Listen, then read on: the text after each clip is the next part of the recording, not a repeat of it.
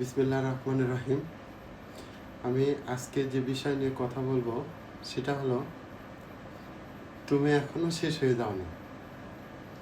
জীবনে এমন সময় আসে যখন মনে হয় সব কিছু থেমে গেছে, চারপাশে কেমন নিস্তব্ধ, গলায় যেমন আটকে থাকা কান্নাগুলো আর বের হতে চায় না।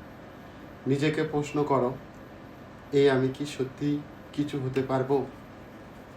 সত্যি বলি, হ্যাঁ পারবে। তবে তার আগে একটা জিনিস বুঝতে হবে, তুমি এখন যেখানে দাঁড়িয়ে আছো সেটা তোমার শেষ ঠিকানা না। এটা শুধু একটা ধাপ।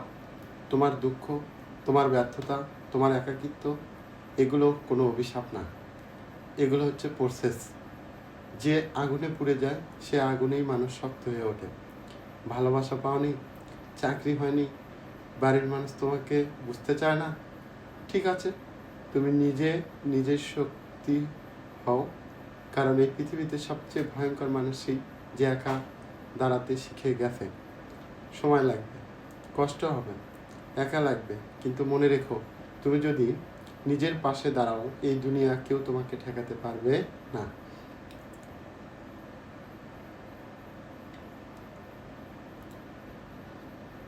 আমি এখন যে বিষয়ে কথা বলবো সেটা হচ্ছে ঘুরে দাঁড়ানোর কৌশল।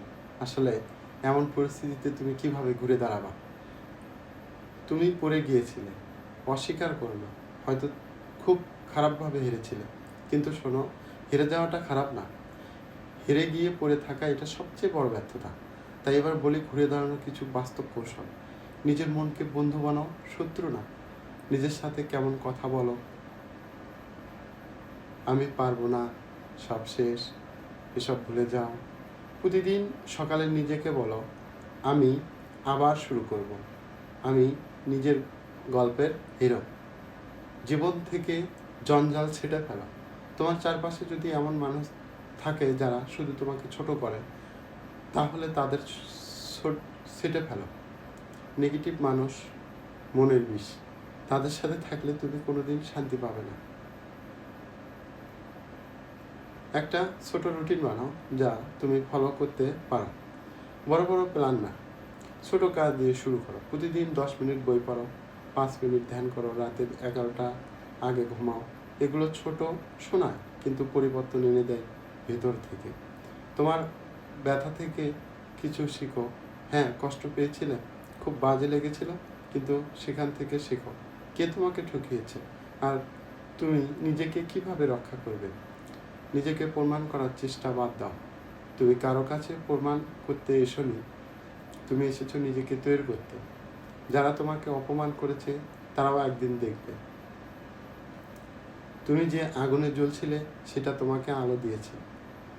তুমি জানো না তুমি কতটা শক্তিশালী যতক্ষণ না তুমি একা ঘুরে দাঁড়াও। তোমার ব্যথা তোমার শক্তি হবে, তোমার নীরবতা তোমার অস্ত্র হবে। তাই উঠে দাঁড়াও, পেছনে না তাকিয়ে হাঁটো, জগৎ দেখবে তুমি ফিরছ আগুন নিয়ে।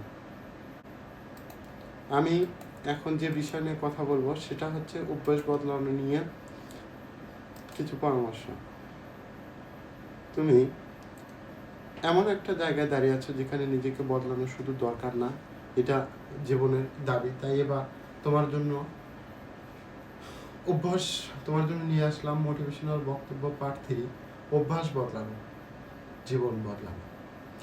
মানুষ বদলা না এই কথা যারা বলে তারা হয় নিজের বদলাতে ব্যর্থ, না হয় তোমাকে বদলে যাওয়ার ভয় পায়। কিন্তু বাস্তবতা হলো তুমি তোমার অভ্যাসের সমষ্টি। তোমার অভ্যাসের ঠিক করে দেবে তুমি কে হবে আগামী 6 মাস বা 6 বছর পর। তাই এবার দিচ্ছি কিছু অভ্যাস বদলানোর পরামর্শ। ঘুমানোর সময়, কাজের সময়, ফোন ছুঁয়ে দেখার সময়, নিজের জন্য সময়। যে নিজের সময় নিয়ন্ত্রণ করতে পারে সে জীবনের দিকেও নিয়ন্ত্রণ করতে পারে। প্রতিদিন না হলেও সপ্তাহে একদিন সোশ্যাল মিডিয়া থেকে দূরে থেকো, বোঝা যাবে তুমি কতটা আসক্ত ছিলে আর আসলে তুমি কি মিস করছো না। দিনে 10 মিনিট নিরাশ শেখো, একটা বই খোলো, একটা ভালো পডকাস্ট শোনো, একটা জার্নাল লিখো, এতে তোমার মন ধীরে ধীরে রিফাইন হবে। সকালে নিজেকে প্রোগ্রাম করো, ঘুম থেকে উঠে 5টা কথার মন্ত্র বলো নিজেকে, আমি শক্তিশালী, আমি বদলাতে পারি, আজকে আমার দিন, আমি ব্যর্থ নই, শেখার পথে আছি, আমি আমি নিজের গল্পের লেখক। মস্তিষ্কে প্রোগ্রাম করতে হয়, না হলে সমাজ সেটাকে প্রোগ্রাম করে। ধীরে ধীরে বদলাও, স্থায়ী বল। একদিনে সব কিছু বদলানো যাবে না, তবে একদিন ঠিক শুরু করতে হবে। আর যদি শুরু করো, আগামী মাসে তুমি নিজেকে উন্নত ভার্সনে দেখবে। তুমি যেটা প্রতিদিন করো সেটা একদিন তোমার পরিচয় হয়ে যাবে। তাই আজ থেকে ছোট একটা ভালো অভ্যাস করো, একদিন সেই ছোট অভ্যাস তোমাকে বিশাল মানুষ বানিয়ে দেবে। ধন্যবাদ।